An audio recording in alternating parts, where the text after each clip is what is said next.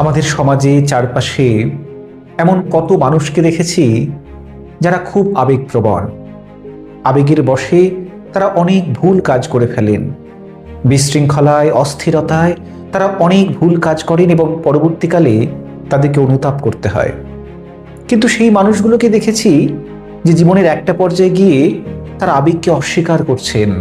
তারা বলছেন যে ওই আবেগের কারণেই তো আমাদের এই ভুলগুলো হয়েছিল, তাই আবেগের কোনো মূল্য নেই, অনুভূতির কোনো মূল্য নেই। ক্রমশ তারা একটা পাথর মানুষে পরিণত হয়, নির্জীব, নিরস, যারা সম্পর্কের মূল্য বুঝবে না, যারা সম্পর্কের কোমলতাকে বুঝবে না।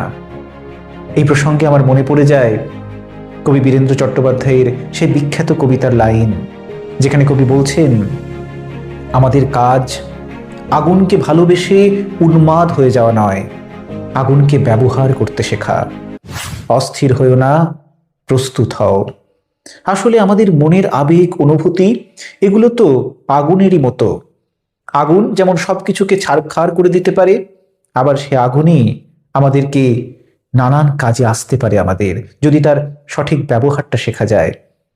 আমাদের অন্তরের আবেগ, অনুভূতি সেই আগুনেরই মতো, তার একটা কোমল উত্তাপ আছে এবং সেই উত্তাপ আমাদের সম্পর্ককে, জীবনকে সুন্দর করে তুলতে পারে। যেমন আগুন, তার কোমলতা জীবনের নানান কাজে আসে, নানান নিত্য প্রয়োজনে আসে, ঠিক তেমনই আবেগও তাই। তাই আবেগ একটা সময় গিয়ে আমাদেরকে ভুল পথে চালিত করেছে বলে আমাদেরকে যে আবেগহীন হয়ে উঠতে হবে, আমাদেরকে অন্তরের আবেগটাকে যে নষ্ট করে ফেলতে হবে, এটা আসলে মনুষ্যত্বের একটা অংশকে নষ্ট করে ফেলা। তাই সেই সময়ে যখন আবেগ আমাদেরকে ভুল পথে চালিত করছে, সেই সময় আমাদের স্মরণে রাখতে হবে কবি বীরেন্দ্র চট্টোপাধ্যায়ের সে বিখ্যাত লাইন, আমাদের কাজ আগুনকে আগুনকে ভালোবেসে উন্মাদ হয়ে যাওয়া নয়, আগুনকে ব্যবহার করতে শেখা। সাহিত্য শিল্প বিষয়ক এই চ্যানেলের সঙ্গে আপনারা যুক্ত থাকুন। সাহিত্য এবং শিল্পের নানান ভাবনা, নানান চিন্তা নিয়ে আমি আসব এবং জীবন দর্শনের একটা পথ খোঁজার চেষ্টা করব। আসুন আমরা একত্র হই, আমরা একত্রিত হই এবং একসঙ্গে সাহিত্য শিল্পকে আলিঙ্গন করে জীবনের একটা আলোকিত দিগন্তের সন্ধান করি।